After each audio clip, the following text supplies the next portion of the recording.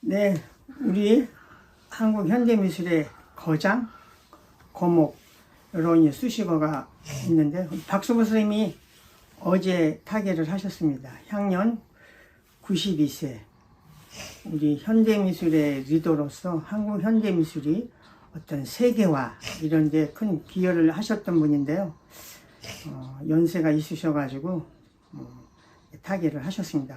그동안 우리 알려진 대로 폐암 말기 고생하시면서 끝까지 작품을 놓치지 않고 작품 활동을 하시면서 또 최근에는 선생님의 그 활동 상황이 인스타그램을 통해 가지고 줄곧 이렇게 많이 사회 관계망 속에 이렇게 노출이 됐었었죠.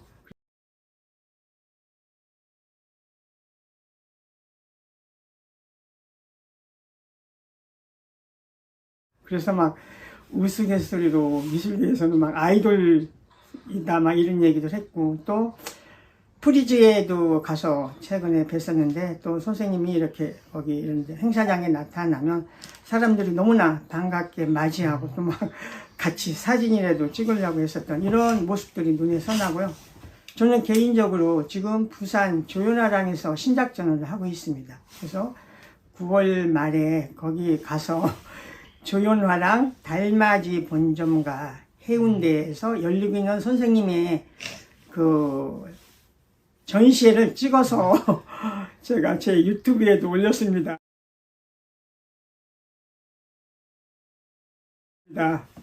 그래가지고 돌아와가지고 선생님하고 유튜브에 올린 그런 이야기하고 제주에 건립 중인 현대 박서보세 미술관 잘 진행 중이냐 이런 이야기를 나눴었는데 사실은 또 그게 제가 마지막이 될 줄은 몰랐습니다. 그래서 굉장히 안타까운 마음이고요.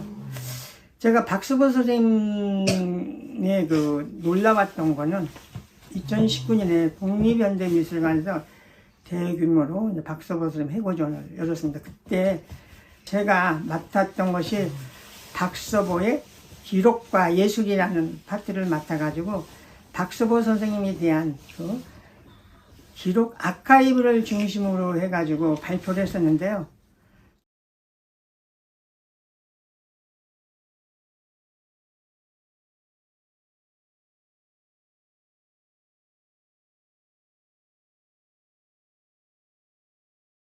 저도 많은 작가 선생님들을 만나고 그랬는데 박서보 선생님은 정말 본인의 그 아카이브 자료에 대해서 너무 꼼꼼하게 잘 챙겨나가고 있었습니다. 그래서 역시 대가는 다르다 이런 생각을 했었고요. 그래서 박서보 그 미술문화재단에 가서 박서보 선생님에 대한 그 자료를 어떻게 정리해 나가고 있나 그 담당자를 만나서 그때 인터뷰도 하고 또 이런 것들이 정리해서 그때 제가 발표도 했었는데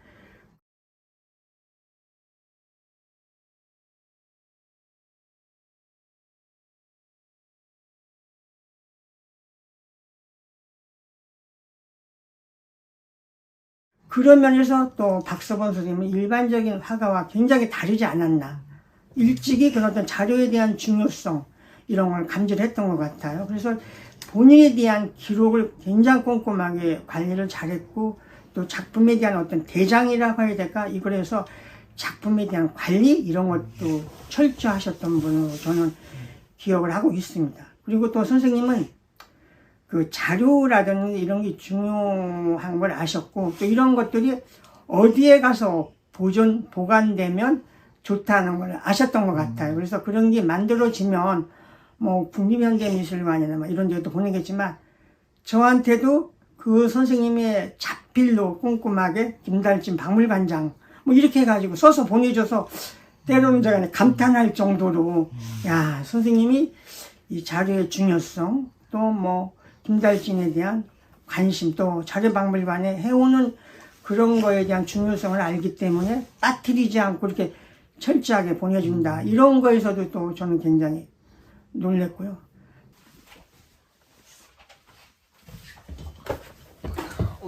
조심하세요, 조심.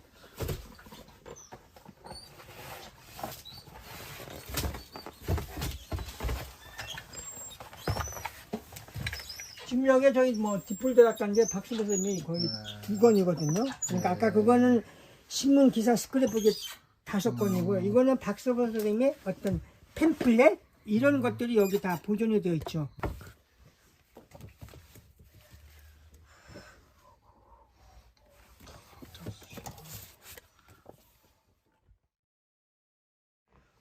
박수 선생님이 이렇게 자료에 대한 관심도 많고 또 저도 이제 박수보 선생님과의 그 인연이 있어가지고요. 굉장히 제가 이제 박수보 선생님에 대한 자료를 열심히 모았습니다. 그래서 저희는 이제 디폴더 작가라고 해가지고요. 우리나라 이제 근현대 작가들의 그 신문 잡지 기사를 중심으로 팜플렛이라든지 이런 걸 많이 모는데요. 여기 지금 박수보 선생님의 이 디폴더 파일에 있는 자료에 대한 총 목록이거든요. 여기에 이제 박수보 선생님의 단행문, 도록, 뭐 팜플렛, 신문 기사, 잡지 기사 이거를 다 엑셀로 목록화를 했습니다. 근데 이게 지금 A4로 23페이지거든요. 그러면 박수보 선생님에 대한 웬만한 신문, 미술 잡지, 기사, 그동안에 만들어졌던 개인전에 대한 팸플렛 도록 굉장히 저희가 많이 가지고 있죠. 그리고 지금 옆에 이 보이는 이 5권이 선생님에 대한 그 기사 모음집이고요. 이걸 전부 다 엑셀로 목록한 건데 이게 23페이지라면 사실은 엄청난 분량이죠. 그럼 박서보에 대한 어떤 연구라든지 이런 거 필요할 때 찾지 않아도 여기 오면 벌써 엑셀로 목록화가 되어 있고 이 기사에 대한 원본을 볼 수 있다는 것이 중요하고요. 또 하나는 박서보 선생님이 한때 그 선생님에 대한 어떤 책이 만들어 주려고 하면서 선생님이 본인의 증빙 자료를 다 만들었었어요. 근데 거기에서 제가 그때 얘기 듣기로는 그게 뭐 3세트를 만들었었다고 했는데 박서보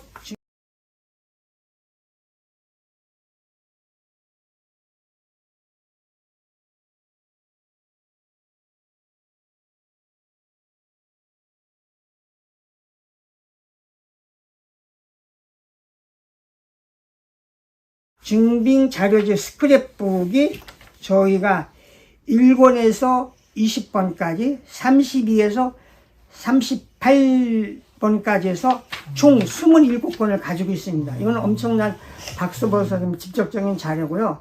그 자료 일부가 국립현대미술관 해고전 때 대여까지 갔었습니다. 그래서 박서보에 대한 자료는 어디 못지않게 뭐 우스갯소리로 뭐 기지대단 말고는 저희가 제일 많이 가지고 있지 않나 이렇게 해서 그 27권에 대한 선생님 증빙 자료집도 가지고 있습니다.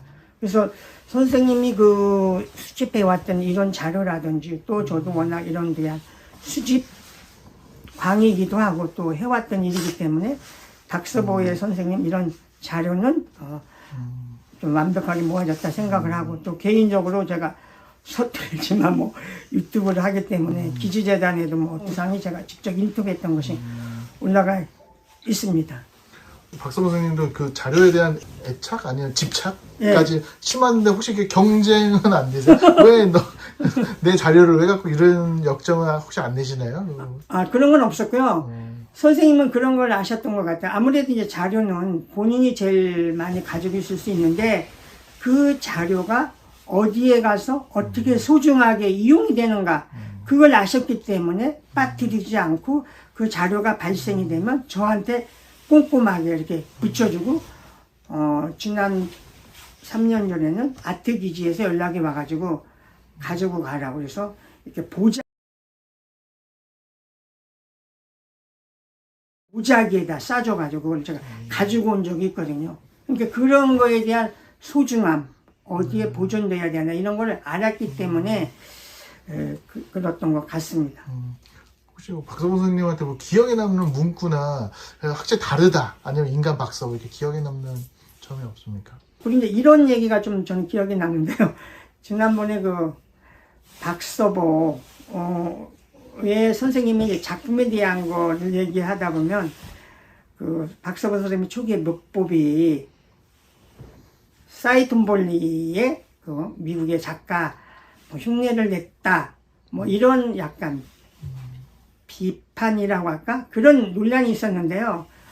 그 선생님은 그 작품을 이렇게 하게 된 동기가 그 손자 아이들이 그 노트에다 막 낙서하고 이렇게 극구하는 거 이런 거에서부터 출발을 해서 나는 그 출발이 뭐 사이톤블리 그거는 다르다. 그리고 본인이 얘기했던 거는 자기는 하나의 그게 이렇게 수행가는 과정에서 그런 게 됐다. 그러면서 우리가 일반적으로 한참 얘기했던 사이톤블리와의 어떤 차별성 그런 거를 그때 이제 기자간담회에서 얘기했고 그런 것들이 정말 자기는 하나의 수행해가는 과정에서 발생이 됐다. 이런 걸로 이제 선생님이 그 작품에 대한 거를 이렇게 얘기를 이렇게 분명하게 선을 그어서 차별화된 이런 이야기를 한 것이 굉장히 기억에 남습니다.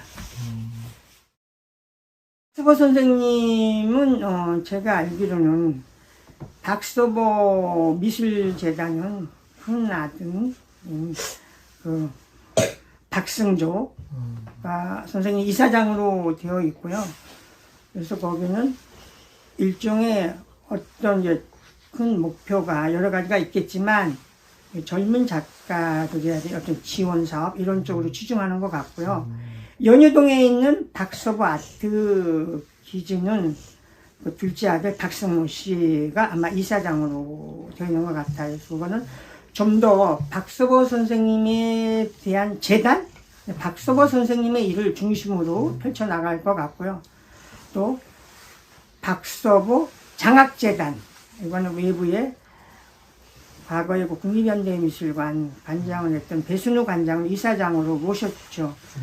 그 3개의 재단이 각각의 어떤 특성을 가지고 사후에도 박서보 선생님을 어떤 기리는 또 박서보 선생님의 사회에 환원하라고 했던 이런 정신들, 이런 것들이 어떤 미술계와 또 사회를 위해서 잘 환원이 되면 좋겠다는 이런 생각을 저는 가지고 있습니다. 그리고 지금 경북 예천에 건립하려다가 완전히 무산된 박서보 미술관 어쩔 수 없이 그렇게 됐고요. 또 한때 종로구청에서 이쪽에 부암동 쪽에 박서보 단색화 이런 미술관을 만든다 뭐 보도까지 됐었는데 사실 또 그것도 뭐 지금은 완전히 무산된 걸로 알고 있습니다. 그리고 또 뭐 영국 쪽에선가도 박서보 미술관이 만들어진다 해서 사실 보도까지 나온 적이 있는데요.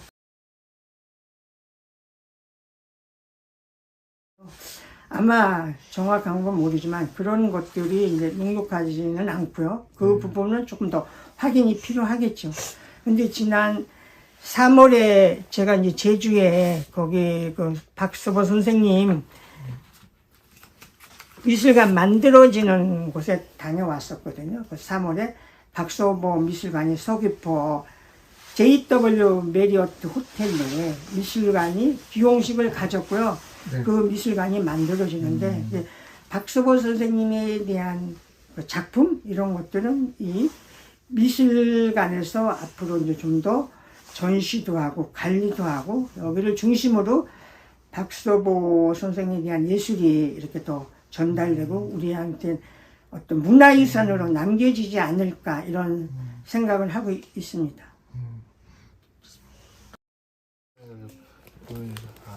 아까 말씀하셨던 네. 네, 그래서 박서보 선생님은 그 자료를 저한테 보내주시면서 일부러 이렇게 김달진 관장 뭐 해존 해가지고 이렇게 날짜까지 쓰고 또 이렇게 사인까지 하셔가지고 이걸 이렇게 보내주시는 거죠. 그래서 굉장히 또 그런 것들이 또 받는 저로서도 굉장히 이렇게 더 감명 깊게 생각을 하셔서 정말 이렇게 보내준다. 이런 거를 실질적으로 저희가 느끼니까 받는 맛이 저로서도 굉장히 그러게요. 이거를 더 애지중지하게 되는 거죠. 네. 이런 면에서 정말 굉장히 꼼꼼하다. 이거 같은 건 지금 네네.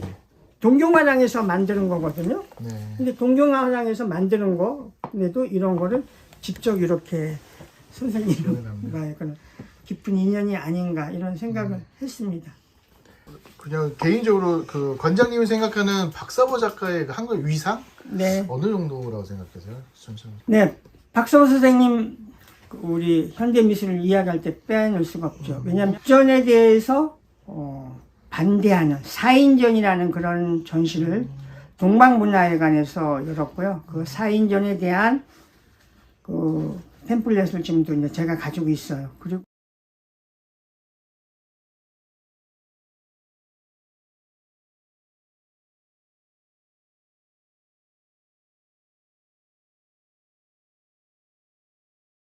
그리고 그분이 그 70년대, 80년대 에꼴드 서울이라는 전시를 주동을 했었어요. 그 에꼴드 서울의 주요한 출품 작가들이 지금 우리 미술시장에서도 핫한 그 단색화 작가들이 많이 있는데, 그거는 선생님이 시작을 해서 그 전시 때마다 어떤 경우는 이렇게 큐레이터를 내세워서 했는데요. 거기에 이제 좀 그래서 표현이 그렇지만 들어가지 못하는 사람들은 굉장히 조금 뭐 반발이나 아니 또 이런 것이 있었겠죠. 그렇지만 그거를 중심으로 해서 한국 현대미술의 어떤 흐름을 리더를 했다. 이런 것들이 굉장히 크고요. 또 한때는 박서보 사단, 박서보 선생님이 그런 면에서는 좀 너무 보수적이다. 이런 사실 뭐 미술계에서는 또 그런 비판도 받았지만 그것은 하나의 리더로서 한국 미술에 이끌어가는 어떤 그런 역할에서 나만 그런 게 필요하지 않았나 이런 생각을 해봤습니다. 그렇지만 어쨌든 우리 뭐 한국 현대 미술을 논하면서 박서보 선생님을 뭐 사실 빼놓을 수는 없는 거죠. 거기에 가장 중심에서 활동했었던 작가고 그 선생님을 중심으로 했던 그런 뭐 단색화 운동 뭐 이런 것들이 우리 한국 현대 미술사의 큰 흐름이기 때문에 앞으로 차후에도 뭐 박서보 선생님에 대한 연구라든지 이런 거는 지속적으로 일어나지 않을까. 또 그 이후에 어떤 또 공과에 대한 다른 뭐 평가는 있을 수 있을 것 같습니다. 그 자료회가 뜻하는 의미는 저희 김달진 미술 자료박물관에서 매년 어떤 주제를 가지고 전시하는데 2016년에 한국 추상미술의 역사를 저희가 다뤘습니다. 그래서 한참 단색화 붐이 일었을 때 우리 추상미술의 역사를 다뤘는데요. 그 당시 이 전시를 다루면서 저희가 한국 그 추상미술에 대한 여러 가지를 이렇게 설문조사를 했는데요. 거기에 이제 한국 추상미술의 전시 중 가장 뭐 영향력 있는 전시 이런 걸 물었을 때 그 박서보 선생님이 참여했던 1975년 일본에서 열렸던 한국 5인의 작가 5가지의 흰색전, 그 이후에 국립현대미술관에서 열렸던 뭐 한국의 단색화전, 그리고 1957년에 있었던 현대미술가 협회전, 그리고 그 공동사위에 선생님이 주동이 됐던 아까 얘기했던 75년에 시작했던 에꼴드 서울. 그러니까 선생님이 이렇게 관여했었던 것이 우리 추상미술, 우리 현대미술의 큰 그거고요. 또 우리 그 현대미술이 애국의 비엔날레라든지 이런 트리엔날레 이렇게 했었을 때 또 박서보 선생님이 거의 대표급 작가로 가장 또 해외에 선정이 됐었다. 이런 것이 뭐 객관적인 자료이고요. 그 당시 한국 추상미술의 흐름의 가장 대표적인 작가를 설문조사를 했는데요. 이 설문조사는 우리가 평론가나 큐레이터나 미술사가 그 전문가에 의해서 하는데요. 그 당시 1위가 김한기, 2위가 박서보, 3위가 이우환, 4위가 유영국, 5위가 하종현. 이 대표적인 작가에 대해서 뭐 이의가 있을 수가 있는데 또 그 시대의 흐름에 따라서 좀 달라질 수가 있고 또 그 당시 한참 단색화에 대한 붐이 일었기 때문에 또 이렇게 선정이 된 것 같긴 하지만 어쨌든 이런 객관적인 자료를 통해서도 우리 박서보 선생님은 우리 한국 현대미술의 대표적인 작가라는 거는 누구도 이제 부인하지 못하고 또 가장 정확하게 미술사에 자리매김된 이런 작가가 아닌가 그런 생각을 하고요. 저는 박서보 선생님의 그 어떤 일에 대한 정열이라고 열정, 그것이 선생님을 쭉 이렇게 끌고 왔던 그런 게 아닌가. 그 열정, 그거는 정말 모든 작가들이 뭐 작품을 매진을 하겠지만 그게 선생님의 인생을 끌어왔던 이런 어떤 가장 중심적인 생각이 아니었나, 이런 생각을 해보았습니다. 그 박서보 선생님 정말 이제 우리나라 그 앵푸르멜, 우리가 추상회화, 뭐 비정령회화의 이제 선두주자로 평생 해오시면서 또 어떻게 보면 뭐 고생도 많이 하셨고, 근데 그런 것들이 나중에 어떤 또 새롭게 평가되고 또 이런 것들이 미술시장과 맞물려 가지고 이게 이제 작품이 팔리기 시작하면서 정말 몇 년 사이에 선생님에 대한 작품에 대한 가격도 상당히 높아졌고 또 국내뿐만이 아니라 정말 세계적으로도 이렇게 평가받는 그런 작가에 이렇게 올라섰다, 이런 걸로 봤었을 때 또 후배 작가들에게도 딴짓 하지 말고 열심히 내 작품 부지런히 하고 열심히 하면 언젠가는 뭐 평가를 받을 수 있다, 이런 이야기를 하셨던 것이 생각이 나고요. 그래도 말년에 그렇게 정말 선생님에 대한 평가, 또 미술 시장에서의 어떤 관심, 이런 걸 하면서 한 작가가 살아왔던 그 과정이 또 다른 작가와 차별화되고 또 어떤 좋은 사례를 남기지 않았나, 이런 생각을 했습니다.